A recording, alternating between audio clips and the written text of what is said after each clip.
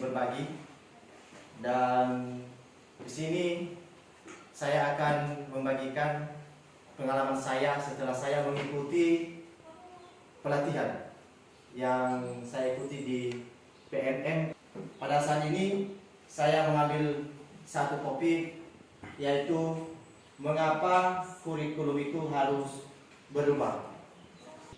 Perlu dulu kita harus tahu apa itu kurikulum. Berdasarkan atau menurut Kemendikbud nomor 718/P/2020 bahwa kurikulum adalah seperangkat rencana dan pengaturan mengenai tujuan, isi dan bahan pelajaran, serta cara yang digunakan sebagai pedoman penyelenggaraan kegiatan pembelajaran untuk mencapai tujuan pendidikan tertentu. Di sini juga ada fungsi atau manfaat dari kurikulum. Yang pertama, yaitu salah satu alat untuk mencapai tujuan pendidikan. Mungkin Bapak Ibu yang sering kita dengar atau yang pernah kita buat di sekolah sebelum kita mengetahui apa itu kurikulum ini, maka salah satu alat atau media untuk mencapai tujuan pendidikan yang mungkin di kurikulum 2013 bisa kita mengerti di sana, tetapi di sini yang bisa kita artikan bahwa kurikulum atau fungsi dari kurikulum ini yaitu salah satu alat atau media untuk mencapai tujuan pendidikan. Nah, kedua yaitu pedoman kegiatan pembelajaran. Nah, di dalam sebuah instansi atau sekolah wajib ada istilah yang namanya kurikulum. Ketika kurikulum tidak ada di dalam suatu sekolah atau instansi, maka tidak bisa kita mencapai yang disebut dengan tujuan. Ya, kita tidak bisa tahu arah kemana kita, Bapak Ibu. Tapi dengan ada kurikulum atau kurikulum merdeka ini, maka kita bisa tahu tujuan mana kita kemana. Ya. Berikutnya Bapak Ibu, kita tahu juga apa itu kurikulum berdasarkan pendapat-pendapat para ahli sebagai titik awal sampai titik akhir dari pengalaman belajar peserta didik. Alur dari kurikulum merdeka ini, yang pertama yaitu kurikulum menjadi salah satu pedoman pelaksanaan kegiatan pembelajaran. Ya. Yang pertama, kurikulum menjadi salah satu pedoman pelaksanaan kegiatan pembelajaran. Mungkin di dalam sebuah sekolah ada berbagai perlengkapan yang wajib disiapkan oleh Bapak Ibu guru, yang termasuk di dalam pedoman pelaksanaan kegiatan pembelajaran. Ya, mungkin Bapak Ibu kemarin kita sudah mempelajari apa saja yang perlu disiapkan, termasuk modul ajar.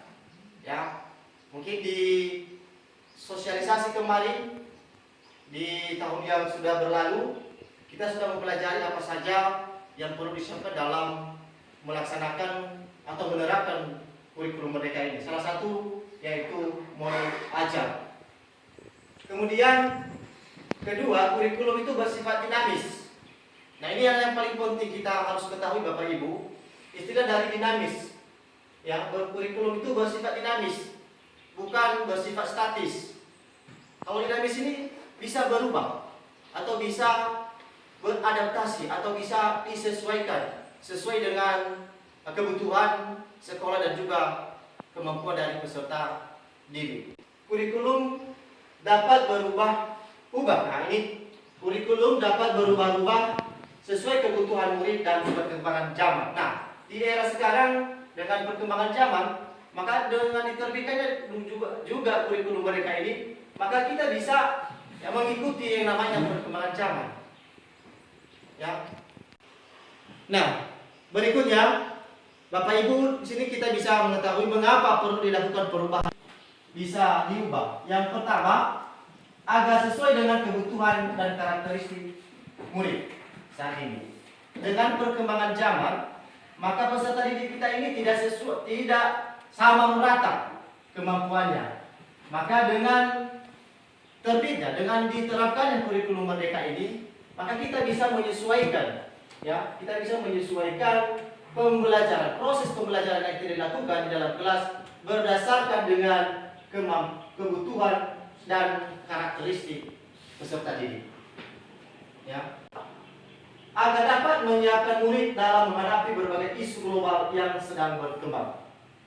Ya, di sini pembentukan karakter dengan perkembangan zaman sekarang, maka tidak sesuai. Banyak peserta didik kita yang tidak sesuai dengan karakteristik peserta didik yang baik. Agar dapat memfasilitasi pengembangan diri para murid sesuai dengan perkembangan zaman.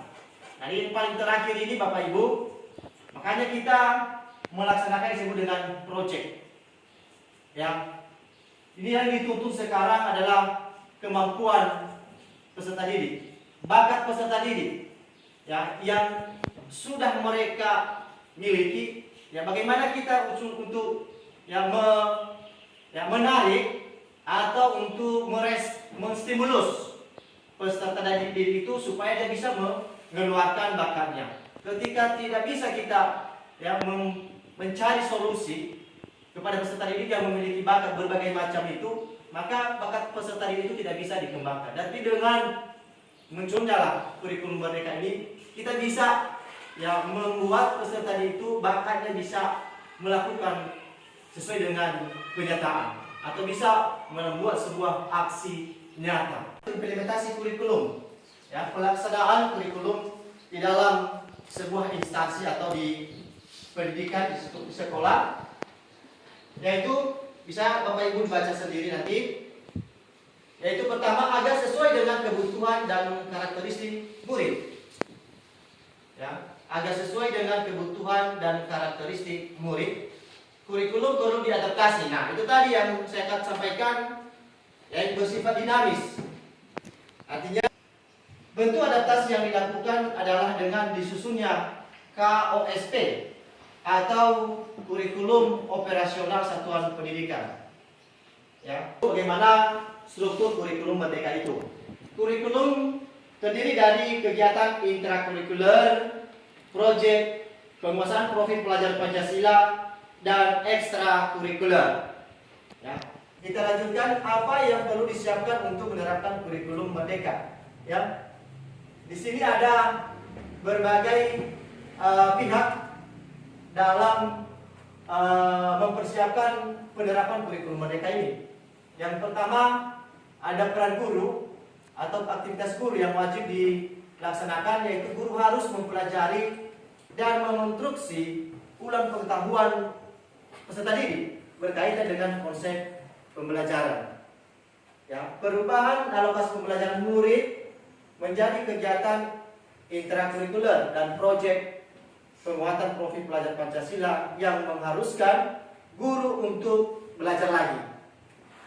Ya, diharuskan guru untuk belajar lagi. Nah, ini penekanan kepada Bapak Ibu guru, kita harus belajar lagi. Bagaimana pengelolaan kelas yang tepat dan cocok dengan murid serta kurikulum yang berlaku. Ya, sudah jelas kurikulum yang berlaku ini Bapak Ibu, kurikulum merdeka. Ya, bukan hanya di sekolah kita ini, bahkan sekolah yang belum termasuk sekolah penggerak, sekarang mereka berupaya supaya mereka menyesuaikan dengan perkembangan zaman ini, apalagi dalam hal kurikulum merdeka. Sekarang mereka melaksanakan pelatihan mandiri untuk mengikuti perkembangan dan perubahan kurikulum ini. Tetapi Bapak Ibu, kita sisanya harus belajar menyesuaikan diri dalam menghadapi peserta didik. Di sini yaitu orang tua. Ya, orang tua bisa menjadi teman dan pendamping belajar bagi anak. Ya, mudah-mudahan orang tua peserta didik kita bisa melakukan hal seperti ini dan bisa juga menyesuaikan dengan perkembangan zaman. Ya, di mana di sini dijelaskan bahwa orang tua bisa menjadi teman, ya, teman dan pendamping belajar bagi anak. Bukan hanya di sekolah, ya, di rumah juga siswa atau peserta didik ini belajar dengan pendampingan pada orang tua. Orang tua juga bisa belajar untuk memahami kompetensi yang perlu dicapai pada anak pada fasenya. Artinya bahwa orang tua juga di rumah dia harus tahu juga bagaimana kompetensi atau kemampuan anaknya. Ya, bukan hanya Bapak Ibu guru yang mengetahui kemampuan peserta didik. Orang tua juga di rumah harus mengetahui yang namanya bakat atau kemampuan anak-anaknya. Nah, sehingga dengan kita melaksanakan berbagai tahapan-tahapan daripada kurikulum Merdeka ini, Bapak Ibu, maka di sini ada yang telah disampaikan oleh Pak Bapak pahlawan, yaitu Ki Hajar Dewantara, yaitu anak-anak hidup dan tumbuh sesuai kotranya sendiri. Pendiri hanya dapat merawat dan menuntun tumbuhnya kodrat.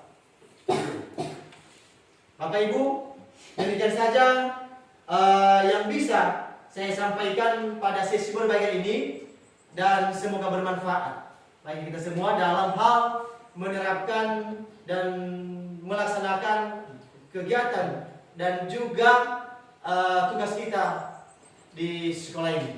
Demikian saja, mungkin nanti setelah sesi berbagi ini, ketika nanti ada yang perlu didiskusikan atau perlu ditanya, maka di situ nanti ada kita buat sesi diskusi.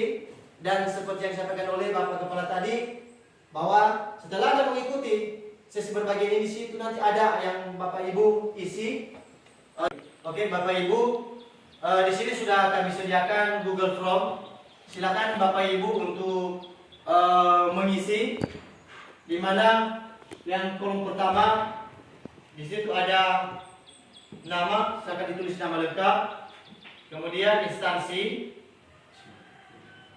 ya itu nanti ditulis SMA Negeri 3 Mandiri Utara, kemudian jabatan, ya kalau Bapak Ibu guru ya silakan checklist guru, dan paling terakhir situ ada responden, ya Bapak Ibu silakan baca ya petunjuknya dan silakan memberikan jawabannya di bawah kalimat yang sudah kami sediakan.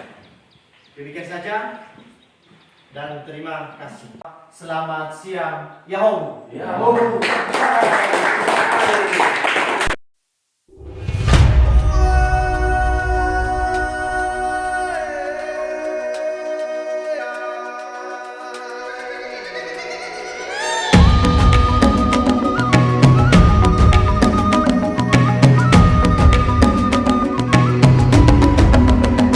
Bangun dan bukalah matamu saat